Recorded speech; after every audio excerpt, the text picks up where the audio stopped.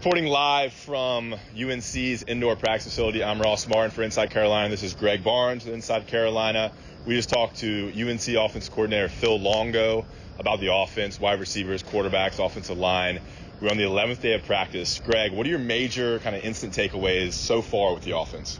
Well, I think kind of what Phil said is that while he would have hoped that there had been some separation at quarterback, we haven't quite seen it yet. And I think the fact that Jace Ruder got nicked up, was not able to scrimmage on Saturday, that plays a role. But let's be honest, Matt told us last week it was probably going to be after the second scrimmage before they really started to see some separation. So we're quickly approaching that. That's going to be this weekend.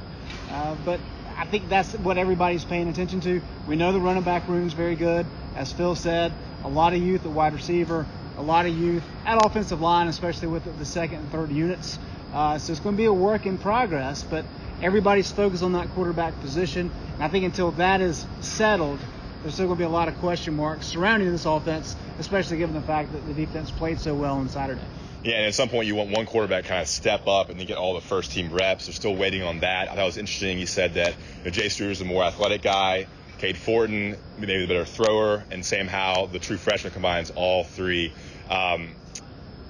In terms of speed, tempo, I know you're interested in that. What are your kind of takeaways with how this offense will run, maybe compared to what Larry Fedora did at UNC? Well, I think kind of the main thing is that Larry Fedora initially was very open that, hey, I want to run 80 to 85 plays per game.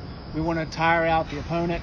And as we got towards the end of the Fedora era, especially when Gene Chizik was here and John Papuchis, that wasn't working for the defense. And so really North Carolina only averaged 65 to 70 plays the last couple of years, really dating back to 2015.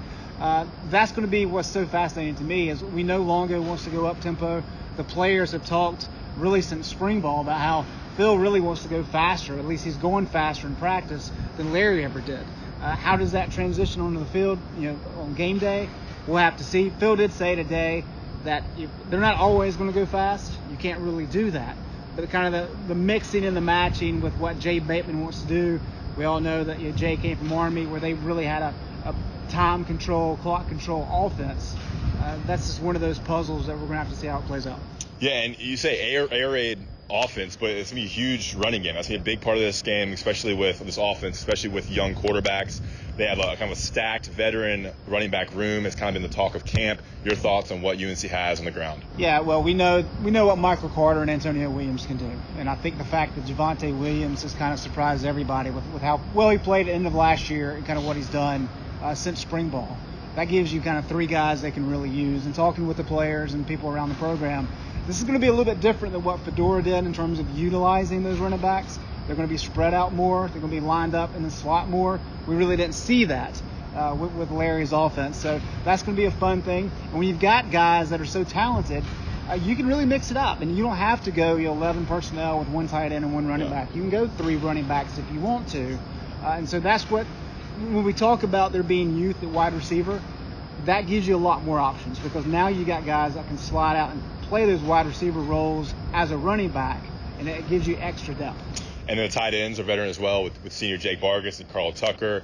Phil Longo mentioned Diami Brown has had a great camp. Antoine Green, along with a freshman, Emory Simmons, has gotten some buzz as well.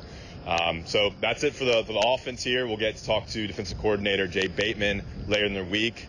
For Ross Martin, this is Greg Barnes with Inside Carolina.